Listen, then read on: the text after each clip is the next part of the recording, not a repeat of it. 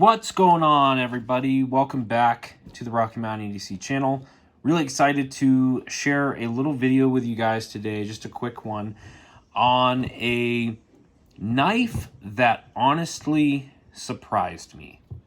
And the knife on the table that surprised me was this Ozark Trail stainless steel flipper, automatic / assisted opening knife. It doesn't have a name to it. It is just the Ozark Trail standard Chinese made knife. And honestly, this design and what, this kind of, this Ozark Trail brand that you get from Walmart, this is honestly, not bad for the price. Now, again, before I get into the details on this knife, just again, right, I'm talking about not bad for the price. Would I trade this knife out for any of the knives that I have in my collection in terms of, actually relying on? Probably not, but if I was someone who didn't really care about a lot of, flashy type things, or, the steel type, or, having the best ergonomics or the best opening style, blah, blah, blah, blah, blah, right? Everything that we knife collectors or knife enthusiasts, whatever, right? People that like sharp pointing objects made out of steel. Everything that us in this community, everything that we like, that doesn't really matter in terms of looking at this knife, right? It's sharp. It has a good ergonomic design relative for, pretty much anyone that needs to hold the sharp object itself. And it's got a really useful totalitarian blade shape, right? So that's what we're going to get into. And, just keeping all that stuff in mind. This isn't saying it's the best knife ever, but for the price, this thing is pretty good. So just kind of little story time in terms of this knife.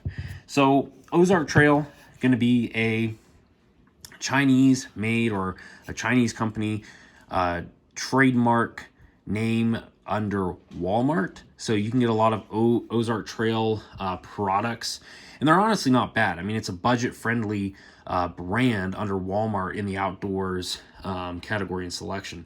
But honestly, this Ozark Trail brand, they got some pretty good stuff coming out, including this little guy right here. So I was in the old Walmart walking around, and I always, just as someone who likes knives, always, do a little glance and a little pass through the outdoors section where the knives are. And I saw this in the case alongside all the traditional other, they have CRKT, Buck, some Kershaws, some things like that. But I saw this guy and I was like, that knife actually, doesn't look half bad. Again, obviously, like, I was like, okay, it's, got this, I'm guessing stainless steel handle, a nice sheep's foot blade shape. And what I saw that intrigued me on a budget knife, and again, this was about $5. Okay, so about $5 from Walmart. And I saw this little guy, right? And this, again, was advertised on the packaging, is this sliding lock to help make sure that this knife doesn't open inside of your pocket, or open when you don't want it to. It's a secondary lock. But what's really cool about this secondary lock is it's only a secondary lock or a locking mechanism for the closed position, because this knife is an assisted opening knife. So it does have that secondary lock, but only for the closed position. So, if you're worried about the knife somehow opening up, getting snagged on this or that inside your pocket, or when you drop it, or let's say you pull it out of your pocket and drop it onto the ground, right? I've had that happen before. I've had assisted opening knives where I've actually pulled it out of my pocket and it's dropped and fell on the ground and actually opened, right? No, nothing got hurt. No one got hurt. But again, a little scary in the moment. This has that feature that prevents it from, just flicking open. Now, I was curious and was messing around. I was like, okay, well, what if we put it in this, locking position, slide it up when the knife is open, because it has a very kind of chintzy little frame lock. It's really just a liner lock type width in terms of its integrity, but it is part of the frame, so it's a frame lock, but it's a pretty weak looking frame lock in that regard. And I unlocked it and said, okay, I have that slid up. What happens? Well, this is kind of funny because it doesn't lock it out in place. There's not a secondary lock for it being open, but it actually prevents it from being closed. That's kind of funny and comical, just because just curious, messing around, seeing what does this thing do? Does it actually lock it out when it's open? And the answer is no and yes. So, if you consider that keeping it from closing, falling shut on your hand, right? If this lock right here fails. Not really the design, but just kind of something funny to note in that. That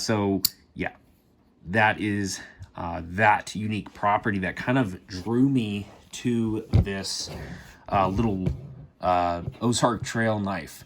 And again, I think this is not an uncommon thing. I think there are some high-end, overbuilt, just kind of, to be funny kind of knives that, are using this type of thing. So I'm not sure what brands, but I think about like Midgard as a brand that might have some overbuilt, crazy, just, ridiculous knives that might have some type of secondary locking type thing like this, just for fun. So it's kind of funny to see that on such a cheap, Chinese-made Walmart brand knife. Now, as far as the knife itself, right, because I kind of mentioned that, this isn't bad for a $5 knife.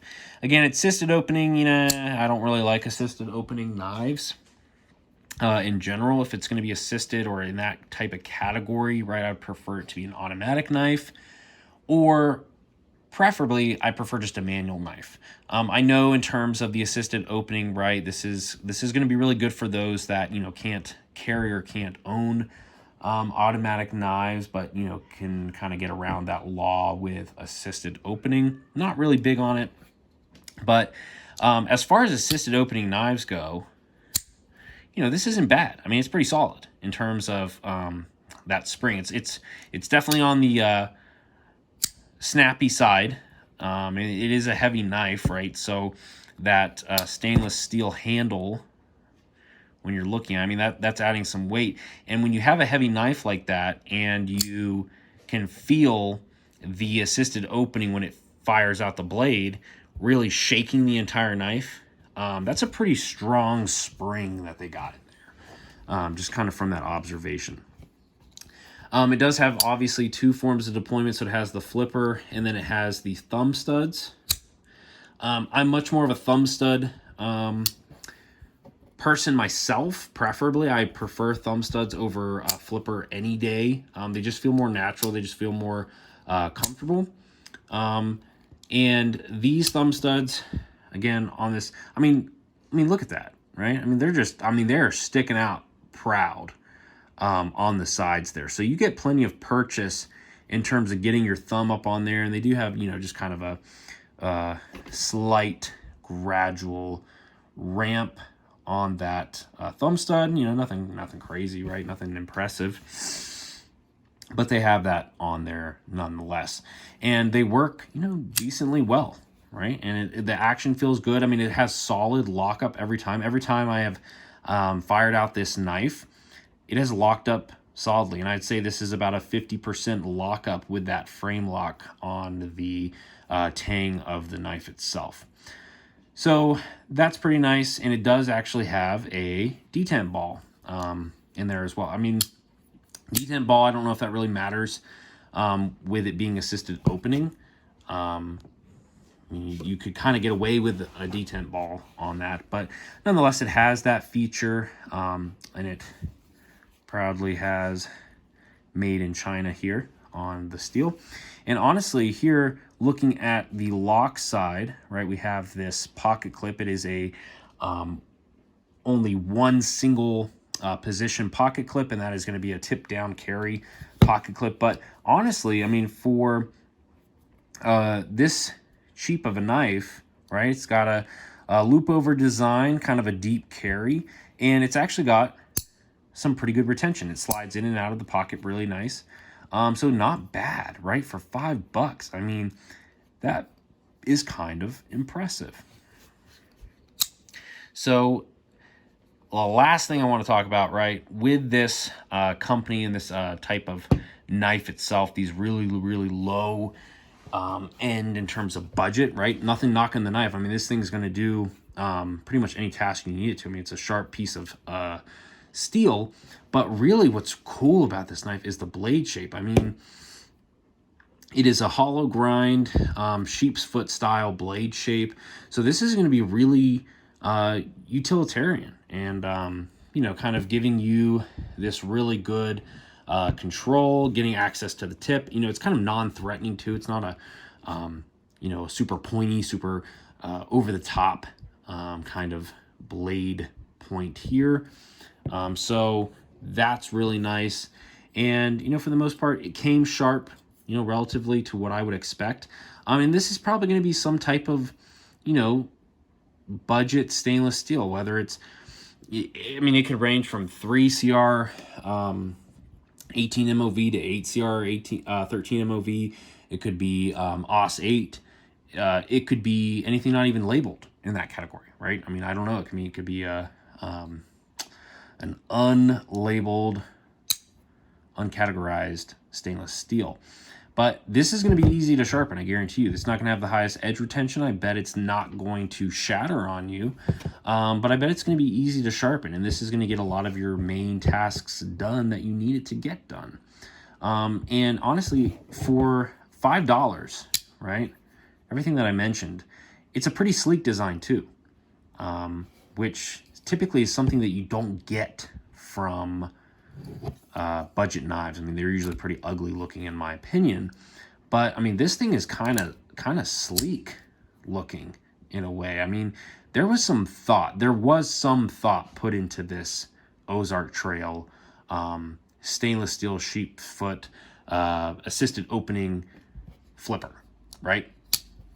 So not bad. This is really good if you're looking for a knife that is extreme budget, easy accessible, right? Everyone's got a Walmart for the most part. And it's going to cut things. This is really cool for that. And again, is kind of a sleek design. Doesn't look like a, doesn't look like a turd with a blade on it, right? This is kind of cool. So that is my opinions and thoughts on this Ozark Trail knife. Let me know what you guys think about this. Has anyone else ever seen this version or variant, or do you have it? What are your thoughts? Let me know in the comments. And again, make sure to leave a like and subscribe if you're not already to the Rocky Mountain EDC channel. Thanks.